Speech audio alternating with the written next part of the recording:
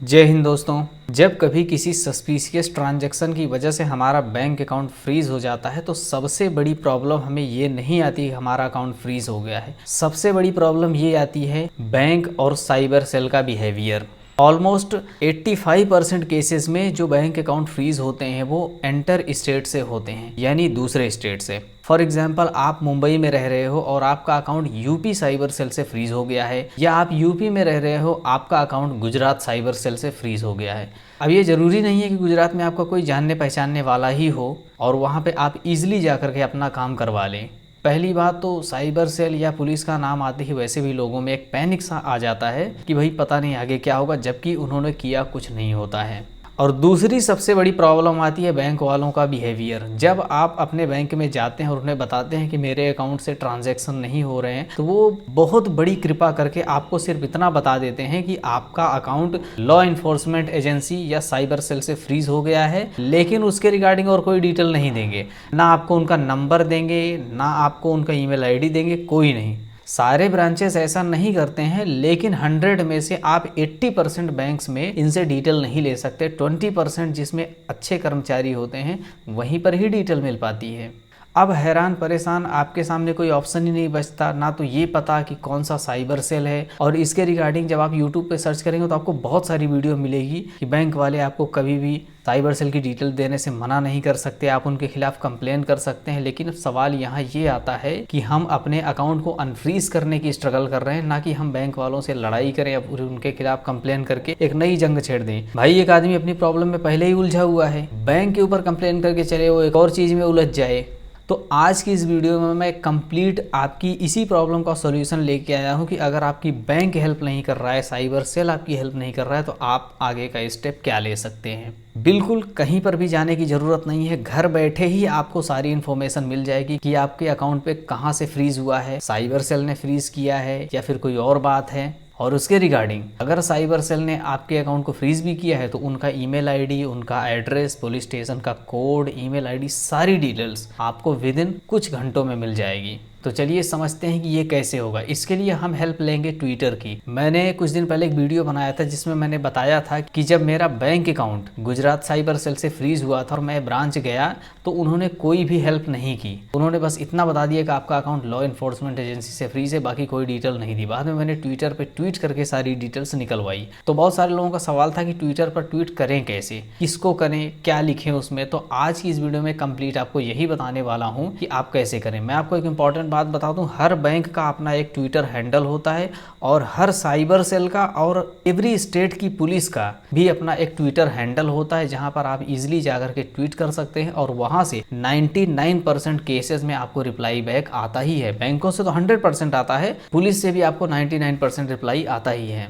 तो चलिए समझते हैं कि सबसे पहले अगर आपका बैंक अकाउंट में फ्रीज लगा है और बैंक वाले आपकी हेल्प नहीं कर रहे हैं तो आपको कैसे ट्वीट करना है। तो इसके लिए सबसे पहले आपको अपने मोबाइल फोन में गूगल प्ले स्टोर से ट्विटर ऐप को डाउनलोड कर लेना है, जिसका अभी नया नाम एक्स है।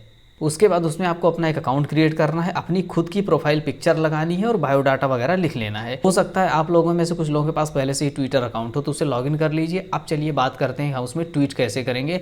तो इसके लिए मैं बताऊंगा नहीं, बल्कि लाइव अपने मोबाइल फ़ोन की स्क्रीन पर आपको दिखाऊंगा कि कैसे आपको ट्वीट करना है। तो चलिए जल्दी से चलते हैं अपने मोबाइल फ़ोन की स्क्रीन पर। तो सबसे पहले हमें अपने फ़ोन में ट्विटर ऐप को ओपन कर लेना है।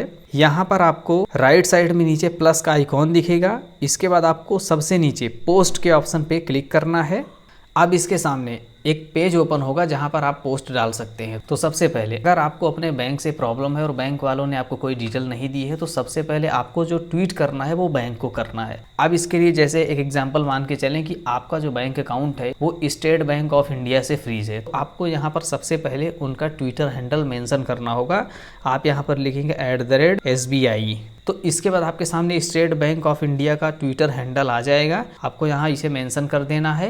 याद रहे किसी डुप्लीकेट को नहीं करना है, बल्कि इनका अकाउंट जो होता है वेरीफाइड होता है, उसे ही मेंशन करना है। इसके बाद आपको लिखना है, अपनी बैंक को मेंशन करने के बाद आपको यहाँ पर एक मैसेज लिखना है, respected SBI bank, I am not avail to make any transactions from the bank, I want to branch, did not get any clear answer. Please help me, I DM you all details from my bank account. यानी इसमें आपको लिखना है कि मैं अपने bank account से कोई भी ट्रांजेक्शन नहीं कर पा रहा हूँ, मैं अपने ब्रांच भी गया था लेकिन वहाँ पर मुझे कोई डिटेल नहीं मिली है, मैंने आपको पर्सनल DM में आपको सारी डिटेल्स भेज दी हैं, प्लीज़ मुझे इसकी जानकारी दें। याद रहे, ट्वीट में आपको अपने बैंक अकाउंट का नंबर, नाम, कस्टमर ID कोई भी डिटेल देने की ज़रूरत नहीं है। ये डिटेल्स आपको इन्हें पर्सनल में भेजनी है, बस सिर्फ आपको होम पेज पर ट्वीट करना होता है। इसके बाद आपको यहाँ पर पोस्ट का ऑप्शन दिखाई देगा, आपको यहाँ पर सीधे पोस्ट के ऑप्शन पे क्लिक कर देना है। अब यहाँ पर लिखा रहा है योर पोस्ट वाज सेंड, ये आपके ट्विटर हैंडल के होम पेज पर या प्रोफाइल पेज पर दिखाई देगी। अब आपको क्या करना है, वापस से आना है सर्च बार पे, यहाँ पर आपको SBI टाइप करना है,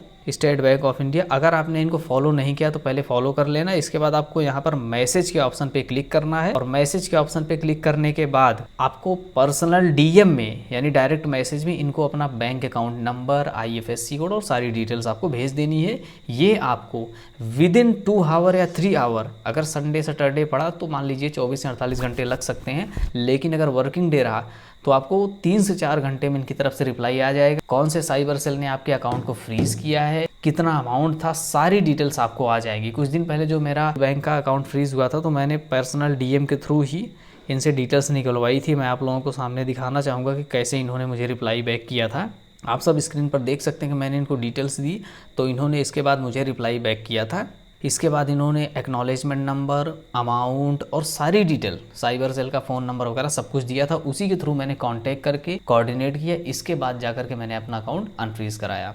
अब आइए बात करते हैं कि आपको बैंक के या ट्विटर के थ्रू साइबर सेल का नंबर, ईमेल ID वगैरह सब कुछ मिल गया है, लेकिन अब उनकी तरफ से कोई भी रिस्पॉन्स नहीं मिल रहा है आपको, ना वो कॉल उठा रहे हैं ना ईमेल का रिप्लाई कर रहे हैं। तो आपको यहाँ पर क्या करना है, वापस से इसी प्लस के आइकॉन पे क्लिक करना है, यहाँ पर ट्वीट करना है। फॉर एग्जांपल मान के चलिए कि जैसे आपका bank account Gujarat cyber cell से फ्रीज हुआ है तो आपको यहाँ पर गुजरात पुलिस को मेंशन करना होगा। तो आप यहाँ पर सर्च करेंगे पुलिस, या फिर आपका जो भी साइबर सेल हो उनके ट्विटर हैंडल को यहाँ पर मेंशन कीजिए। सेम एज इट इज़ जैसा मैंने अभी बैंक को मेल डाला वैसा ही आपको डालना है और वहाँ पर आपको लिखना है sir my bank account has been frozen. वही डिटेल आपको वहाँ पर जो SBI बैंक का आपने लिखा था वही आपको रिस्पेक्टेड गुजरात पुलिस लिखना है, या जहाँ से भी आपका फ्रीज हुआ है उसका लिखना है। इसके बाद आपको वही मैसेज लिखना है और बैंक अकाउंट बाकी की सारी डिटेल इनको DM कर देना है। आपको कुछ घंटों में रिप्लाई मिल जाएगा।